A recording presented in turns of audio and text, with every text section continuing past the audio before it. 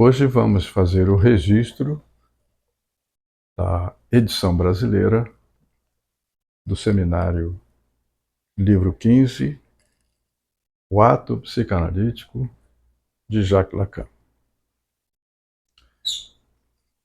Um detalhe a ser destacado é que pela primeira vez na edição dos livros do seminário, há na capa, logo na entrada, essa frase, o texto estabelecido por Jacques Lamillard, que é o herdeiro de Lacan e tem um papel de destaque na liderança do movimento psicanalítico, é um dos líderes do movimento psicanalítico, editor e quem estabelece o texto do seminário.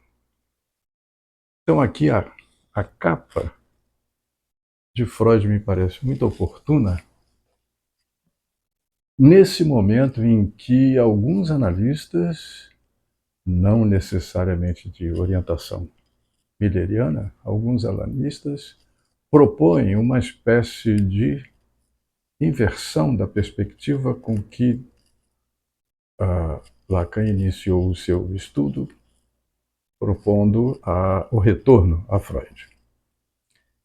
E essa proposta foi muito bem sucedida, e hoje se lê, depois do sucesso desse retorno, hoje, ao contrário de ontem, se interpretava Freud pela leitura, pelos óculos de Lacan. Hoje há uma tendência crescente de interpretar Lacan com base em Freud. Freud, depois de ter sido convocado por Lacan, é que iluminaria o ensino de Lacan. Isso é uma tendência recente que se afirma no campo analítico. Esse seminário é de 1967, 68, contemporâneo do grande movimento, da grande rebelião estudantil, considerada um marco na contracultura, o movimento de maio de 68, em que Lacan desafia, vai na contramão, contra a corrente que apoiava os estudantes, apoiava o movimento estudantil, apoiava a sua rebelião, a proposta de um novo tipo de sociedade, um novo tipo de cultura, um novo tipo de universidade. Lacan teve um confronto com os estudantes em que afirmou que não passava pano, não bajulava os estudantes, diferentemente de numerosos intelectuais da época. Lacan confrontou os estudantes afirmando que vocês estão à procura de um mestre e vocês vão acabar encontrando. Com sarcasmo, ele acrescentou que foi isso que aconteceu, que muitos estudantes passaram a frequentar o divã de Lacan. O que pode ser também uma ironia, porque se pode pensar nessa duplicidade, nessa distinção entre o analista e o mestre. Muitos analistas consideram que há uma ênfase excessiva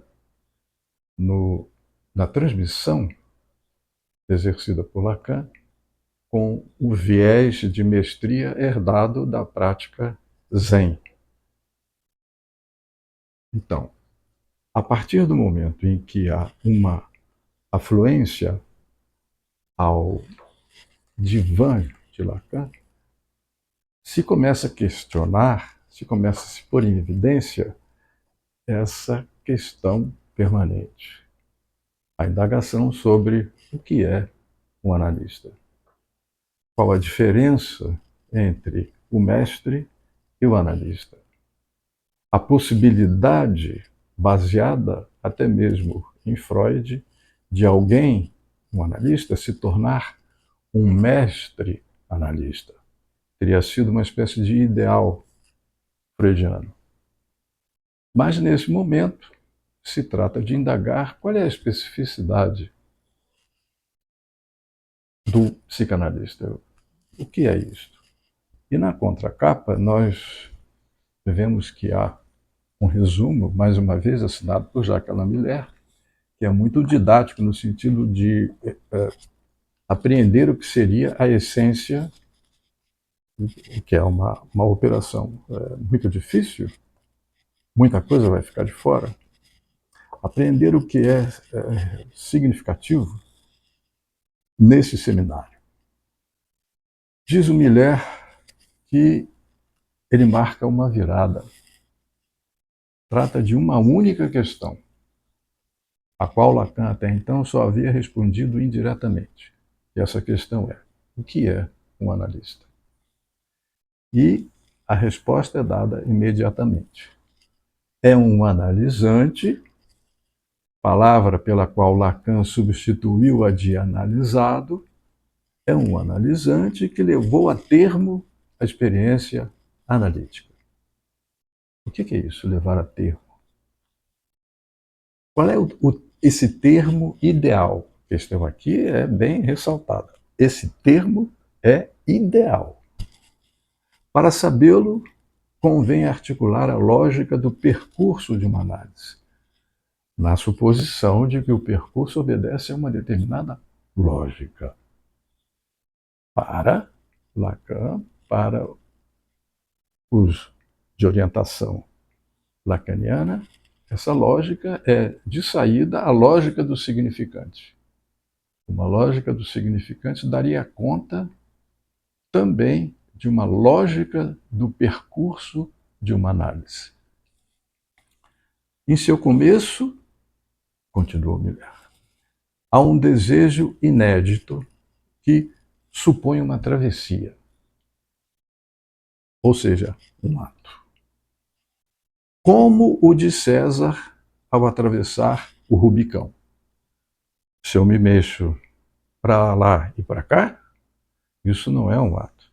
Isso é um agir, um movimento, uma agitação, enfim. O ato é quando eu transponho, atravesso um determinado limite. Miller diz que esse ato de travessia é o do analisante. Mas o ato psicanalítico, propriamente dito, quem realiza é o psicanalista. Ao abrir para esse analisante o campo chamado de sujeito suposto saber, em que se decifra o inconsciente. Então, é o analista que pratica o ato analítico. O analisante atravessa uma determinada posição, sai, de um modo geral, da posição de objeto, passa à posição de sujeito e, a partir disso, poderá escolher, na minha opinião, entre três posições: a de objeto, a de sujeito e daquele que bascula entre essas duas posições. Essa flexibilidade a gente encontra na experiência de um analista. Volto a Miller. No final, o SSS, sujeito suposto saber, é o jogo que o analisante faz em relação ao analista, quer dizer, supõe que ele tenha um saber que o analisante ainda não tem, um saber que não se sabe e que de início estaria do lado do analista. Mas no final de uma análise, o que aconteceria quando uma análise é levada a termo, lembrando ainda que esse a termo é meramente ideal, segundo palavras do próprio Miller. No final, o ISS esvaece, uma vez que o analista, seu suporte, é evacuado como dejeto da operação, como resto, assim como Édipo, que terminou sua vida com os olhos perfurados. O analisado agora, tornado analista, assume o seu lugar. E por quê? Porque agora ele sabe o que o espera. Isso não é dito, apenas indicado aqui nesse resumo. Algumas lições são dedicadas à lógica da quantificação, cuja exploração Lacan inicia e que desembocará mais tarde na teoria da sexuação.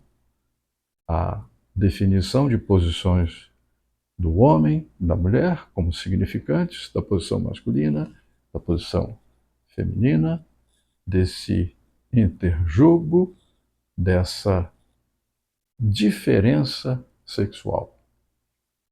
A constatação da existência da diferença sexual, ainda que essa diferença não seja reconhecida pelo